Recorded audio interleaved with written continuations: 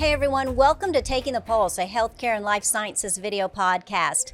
Matthew Roberts and I are joining you today from NC Bio, the 2023 annual conference, bringing together both regional and national leaders in the life sciences industry.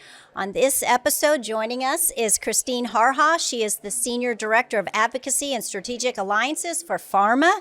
As a trade association, many of you may know, PhRMA conducts advocacy for public policies that encourage the discovery of important new medicines for patients by pharmaceutical and biotechnology research companies. Christine, thank you for joining us today. Thanks so much for having me. Tell us a little bit about PhRMA and your role. Sure. So PhRMA, which stands for the Pharmaceutical Research and Manufacturers of America, is the trade association that represents our nation's leading biopharmaceutical research companies.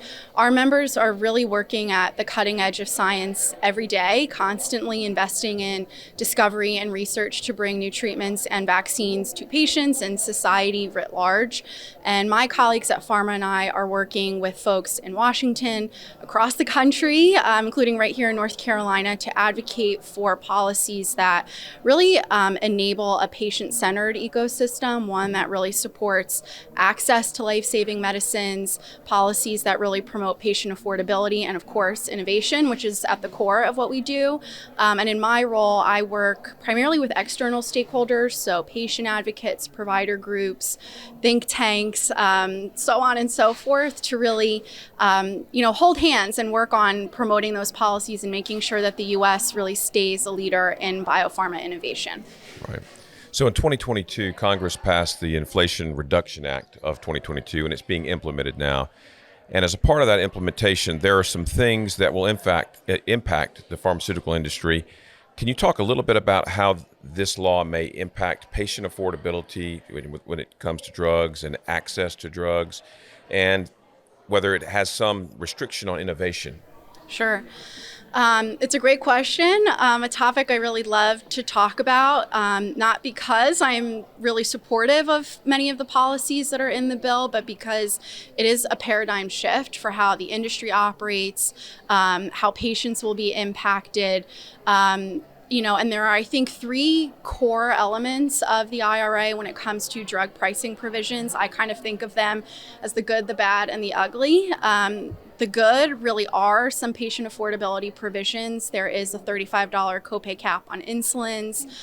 There is redesign of the Medicare Part D benefit. So there's now a $2,000 out-of-pocket annual maximum. And Part D plans now are required to let their enrollees smooth the cost, that $2,000 out over the course of the plan year. So that is good. The bad are inflation rebates now that the industry will be paying to Medicare for medicines that have prices growing faster than inflation. And then the ugly are these government price controls, European price setting. Now, for the first time, the U.S. government will be able to dictate the prices of certain medicines starting in 2026. Like I said, I think there are some good elements of this. The patient affordability provisions can't be understated. We, as PhRMA, have been advocating for them for quite a while, and so we're supportive of them, but they really do not go far enough. They're not truly meaningful. I think there's a lot more work to be done targeting other players in the healthcare system who force patients to pay high out-of-pocket costs at the pharmacy. But really, I think our main concerns are around those price-setting provisions and what that's going to do to the future of innovation and access. Right. The industry now spends close to $2.5 billion in over 10 years to bring one drug to market. And so we're really worried that Congress sort of misunderstood the complexities involved with researching and developing new drugs and are going to cut off the future of new medicines. And then I think the other big concern is that we're not going to have the additional research that's happening on existing medicines. So figuring out how to use something we already have today to treat different patient populations, earlier stages of disease. So there are, a lot of nuances in the law, some good, but quite a bit of bad as well. Speaking of the price controls, how do you expect them to actually live out in practice? CMS isn't always the most efficient in implementation. So what do you see there? Yeah, so that's a great question and very timely because we are in the thick of the process right now. At the end of August of this year, CMS announced the first 10 drugs that will be subject to price controls again in 2026, that first year. And you see treatments for cardiovascular disease, diabetes, blood cancer, and autoimmune conditions on that list. And so there's a pretty compressed process that's playing out just over the course of a few weeks now for manufacturers that have drugs on the list, as well as the patients who take those drugs and the doctors who prescribe them, to kind of arm CMS with the data and information they'll need to go into those price setting conversations. So we're all kind of watching this together Right. and seeing how this plays out. I think the big thing we are going to be watching out for is what this actually looks like in practice for patients.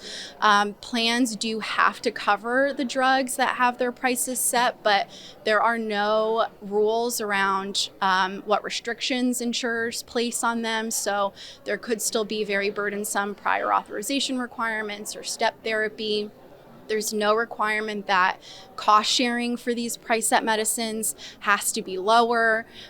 So there, like I said, are a lot of things we're still watching out for. And I think we're quite concerned that without CMS kind of, doing the right thing, plans could really restrict access and make it harder for patients to get the medicines they need. Before we talk about the patient access, how transparent is CMS being about the process for selecting these drugs that go on this list? So I think not that transparent, Right. honestly. It's the list is really open to drugs that have the highest sort of spend in the Medicare market. And there were many folks kind of making guesses before the list was published about what would actually end up on the list. And I think if you asked 10 different people, you'd get 10 different lists, even though I think we all should have been working from the same data source to come up Right. with the same list of drugs. So I think that's definitely another issue we'll be watching for as this program plays out over future years, just making this less of a black box kind of process and really trying to shine a light and make it as transparent as possible so that at the end of the day, patients are benefiting. Let's talk about the patient assistance programs that most pharmaceutical companies have. What impact will these price control measures have on these patient assistance programs, which is another access point for patients who could not otherwise afford to get the medicine? Yeah, they are. The patient assistance programs are really critical, especially to patients who are uninsured or underinsured. I guess I would say, thankfully, the Inflation Reduction Act doesn't really impact those programs. So if you're somebody who's reliant on them now, that won't change for you in the future as a result of this law. But as I was mentioning before, I think the patient affordability provisions of the IRA don't go nearly as far as we need them to really alleviate that, financing pressure patients are facing at the pharmacy counter. So we'll really be looking towards other reforms for other players in the sector later this year. And I will also just note PhRMA has a great resource called MAT.org. MAT stands for Medicine Assistance Tool. It's a search engine. It's not a patient assistance program on its own, but it's kind of a one-stop shop for patients to visit and sort of see what programs are available and out there. So I'd encourage people to pay a visit to MAT.org if they haven't already. Great, thank you. Let's switch topics. PBM legislation is being discussed in Congress. What's PhRMA's position on that? Yeah, so for anyone who doesn't know, PBMs or pharmacy benefit managers, they're sort of the middleman between patients and their medicines. They're oftentimes really part of the insurer. Oftentimes they're one and the same. And so there's been a lot of lack of transparency, I think, on PBM practices and the role these entities play in, again, making patients pay higher costs than they should for their medicine.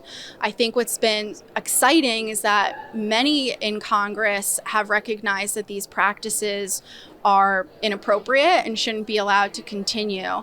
I'll note that just last month, I think the Government Accountability Office put out a very fascinating report that looked at how much more patients are paying for their drugs than their PBM is. And that's just not how insurance should work. And so there are a couple of bills moving their way through Congress now that we're very much supportive of. And those bills would do things like make sure PBMs are actually sharing the savings they're getting from their negotiations with manufacturers, that those are shared with the patients directly and that they aren't pocketed by the PBM or the insurer. And then secondly, there are bills around transparency provisions and just making sure that PBMs are being held to account for some of these bad practices that they've adopted. Okay, jumping around a little bit, you mentioned earlier the cost and the time it takes for a drug to come to market, which I think most people don't realize or appreciate. But during COVID, we accelerated that process rather, and the timings to get the vaccines and other therapeutic drugs approved. What do you think the pharmaceutical industry learned from COVID in terms of how quickly we can research, develop, and take a drug to market in that time? We had to do it. But yeah. What are some lessons learned from that? I think there are, I would say, probably 3 major lessons learned from that experience. It's sort of crazy to think about how it was just about 3 or 4 years ago when this was all happening. And so the progress that the industry was able to make was really unprecedented. And I think that comes down to, as I said, 3 things. One being partnerships. It was companies sort of coming together and sharing information in a way they never really had before. It was governments, whether it was state, local, national, international, coming together, different entities doing what they could to shore up manufacturing and production, to address disparities that were coming up within communities when it came to how COVID was impacting different patient populations. And so I think we really relearned how important public and private collaboration is, how working with new kinds of partners is really important. That's going to be critical, I think, to the future of drug development beyond COVID. The second thing I'd say is we were really leveraging data and technology in ways we hadn't before. Obviously, COVID made it really difficult for in-person clinical trials to continue as they had been. And so researchers pivoted really quickly to a hybrid approach using remote monitoring technologies. They were also relying on new types of data and wearables to monitor how things were working in the real world. And I think building on the technology that's at our fingertips will also propel us into faster, more efficient drug development.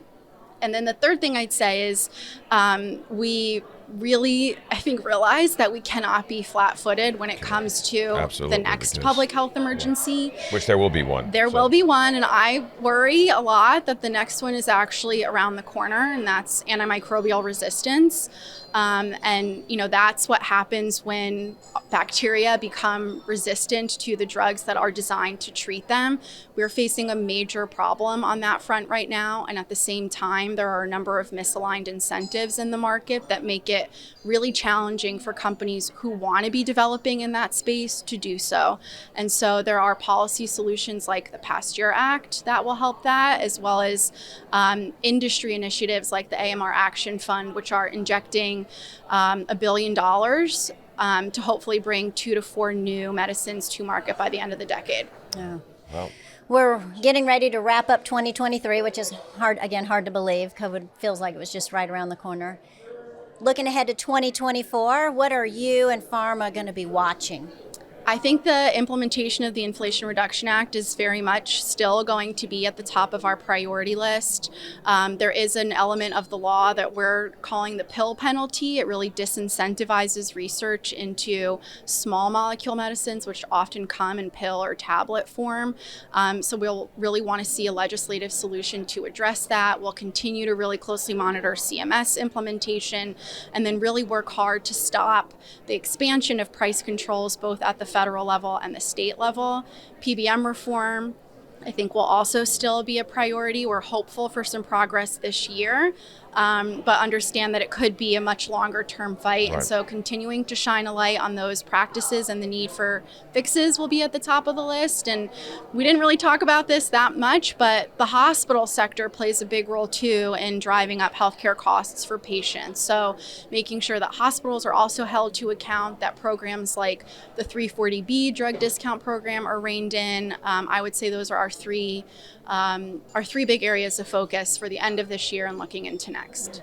Well, that's a full plate for sure. It is. There's a lot to focus on. On behalf of our Taking the Pulse crew and our viewers who are watching today, Christine, thank you so much for joining us. Christine Harhaj, the Senior Director of Advocacy and Strategic Alliances for PhRMA. Thank you so much. Thank you.